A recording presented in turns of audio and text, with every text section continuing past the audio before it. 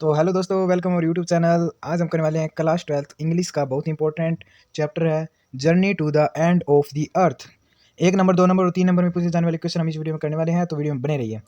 What are the indication for the future of human kind? मानव जाति के भविष्य के क्या संकेत है? Man has made a lot of progress but this progress has an adverse side also. Pollution has increased many times.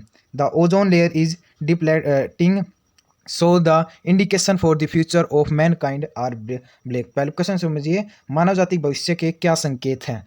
तो man has made a lot of progress but this progress has adverse side also.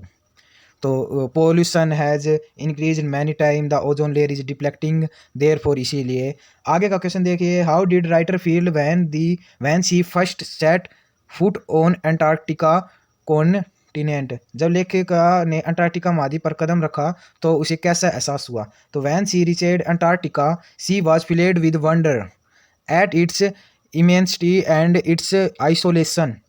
She also wondered at the fact that there was a time when India and Antarctica were part of the same landmass.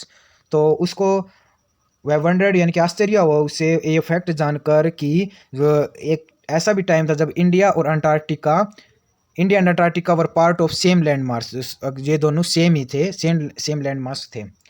The world देखिए, the world's geological history is trapped in Antarctica. How is study of this region useful to us? 650 million years ago. इस question को अच्छे से समझिए। 650 million years ago MCQ question भी आ सकते हैं, इसमें से समझने की कोशिश कीजिए। Big land mass excited around the present day Antarctica.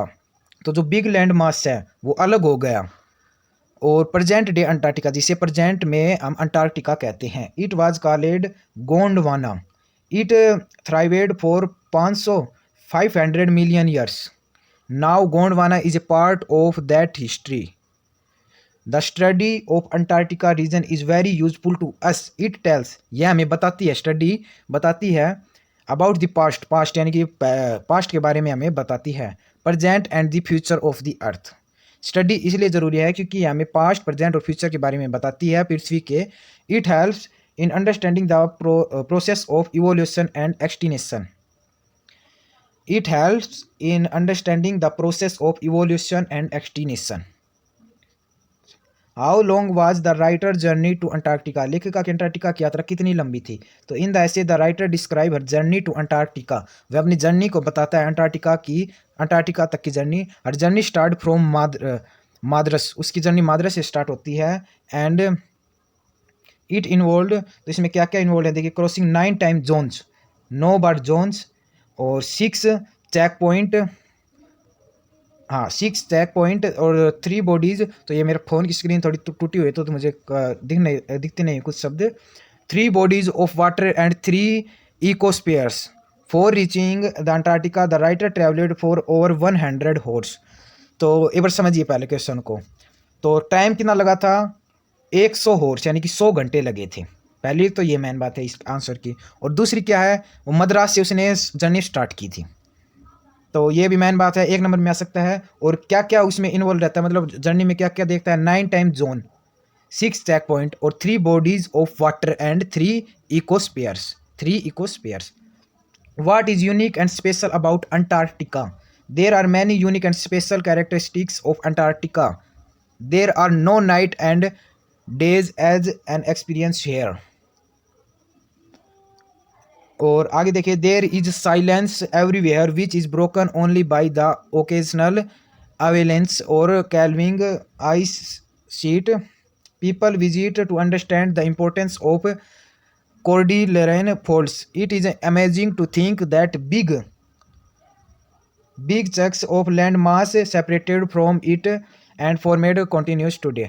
तो अंटार्कटिका के बारे में अद्वितीय और विशेष क्या है? तो देखो, आपको इतना याद रख लेना, there are no night and day as we experience here. There is a silence everywhere which is broken only by the occasional. यहाँ पर बस इतना याद कर लीजिए, there are no night and day as we experience, और there is a silence everywhere, बस इतना बहुत है। आगे देखिए फिर, what is the best place to study the effect of global warming? 2 number में तो आप इतना ही लिखिए ना, okay.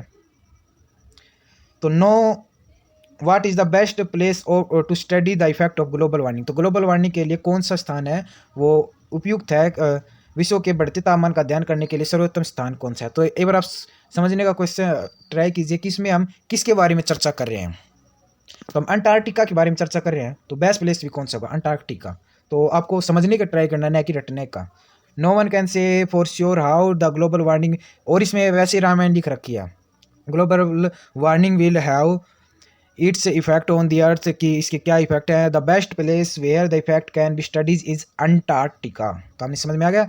This region has been unspoiled by man, it has a simple ecosystem, there is not much biodiversity, there are very ancient carbon record in the course of its ice। so आपको बस Antarctica में है, और no one can say for sure how the global warming will have its effect on the earth। तो कहाँ पर, Antarctica पर जाकर हम ग्लोबल वार्मिंग के बारे में अध्ययन कर सकते हैं। तो उम्मीद आपको वीडियो पसंद आई होगी, पसंद आई तो वीडियो को लाइक कर दीजिए, चैनल को सब्सक्राइब कर दीजिए। मिलते हैं अगली वीडियो में, तब तक बने रहिए।